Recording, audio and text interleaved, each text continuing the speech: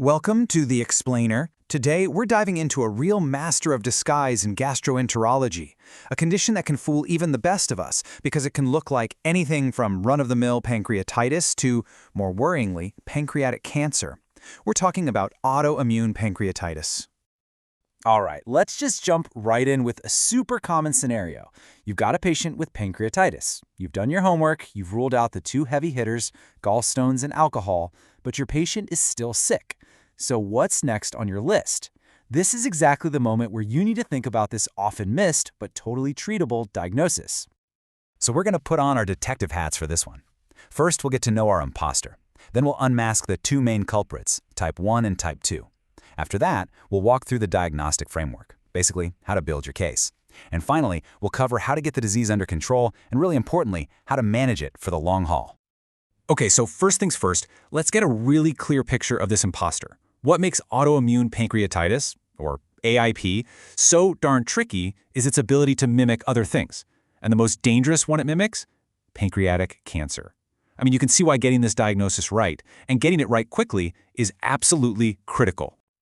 So at its very core, AIP is not your typical acute blow-out-the-pancreas kind of inflammation. No. It's a chronic, smoldering, fibroinflammatory disease. Basically, the body's own immune system gets confused and starts attacking the pancreas. And it's not just one thing. It actually comes in two distinct flavors. So let's unmask these two types. And listen, telling the difference between type 1 and type 2 AIP is not just some academic exercise for your board exams. It really truly matters because it's going to completely change how you diagnose, treat, and manage your patient long-term. And here they are, the two very different personalities of AIP. Think of type 1 as a systemic problem. It's the ringleader of a bigger gang called IgG4-related disease. That means other organs can get pulled into the fight, and man, does it love to come back. It has a really high relapse rate. Type 2, on the other hand, is kind of a lone wolf. It's all about the pancreas. IgG4 levels are normal, and luckily relapse is pretty uncommon. So, you've got your two main suspects. How do you actually build a case and prove which one it is? Well, there's no single magic bullet test here. Instead, it's all about gathering clues from 5 key areas. And when you put them all together, they form a really solid diagnostic framework. And this brings us to the HISORT criteria, which is just a fantastic mnemonic that gives us a structured way to think about this. It's like our clinical detective's checklist, right? It covers histology, imaging, serology, other organ involvement, and the super important response to therapy. Let's quickly break down that H and I. So histologically, under a microscope, we're looking for signs of this organized, chronic inflammation, a really dense mix of immune cells, and this unique, almost cartwheel-like pattern of scarring called storiform fibrosis. Then on imaging, the absolute classic finding is a diffusely swollen, sausage-shaped pancreas. And I mean it, it literally looks like a big sausage on the CT scan, very different from the messy, inflamed look of typical acute pancreatitis. Okay, next up are the S and O, serology and other organ involvement, which are huge clues, especially for type 1.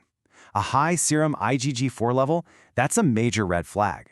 And because type 1 is a systemic disease, you have to go looking for it elsewhere in the body.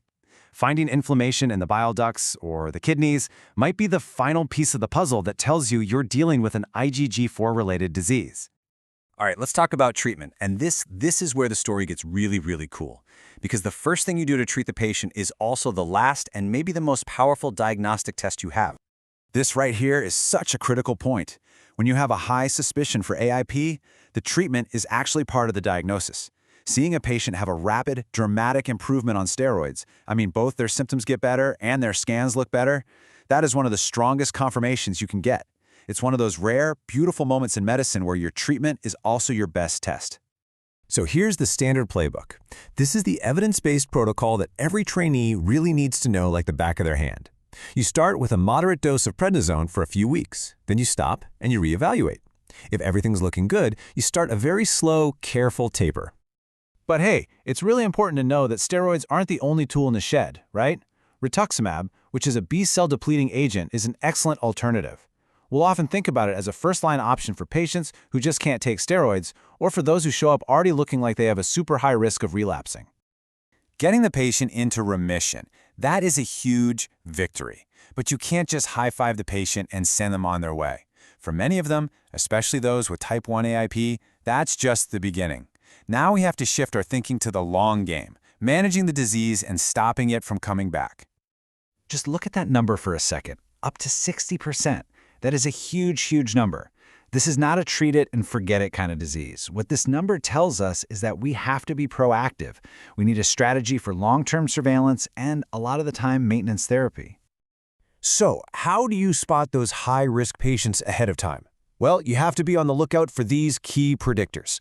If you see diffuse swelling of the pancreas, a slow response to those initial steroids, IgG4 levels that just won't come down, or extensive disease hitting other organs, the alarm bells for relapse should be ringing loud and clear. So for these folks, the ones with all those red flags, our strategy has to be long-term maintenance therapy. We can't just wait for a flare-up. We have to get ahead of it. This could mean using low-dose steroids, an immunomodulator like azathioprine, or even periodic infusions of rituximab. The whole goal is to keep that autoimmune process turned down and prevent future problems. And that brings us right back to where we started. The next time you see a patient with so-called idiopathic pancreatitis, meaning pancreatitis without a clear cause, I want you to keep this great mimicker on your differential. Remembering AIP means you won't miss the chance to diagnose and treat this really fascinating and totally manageable condition.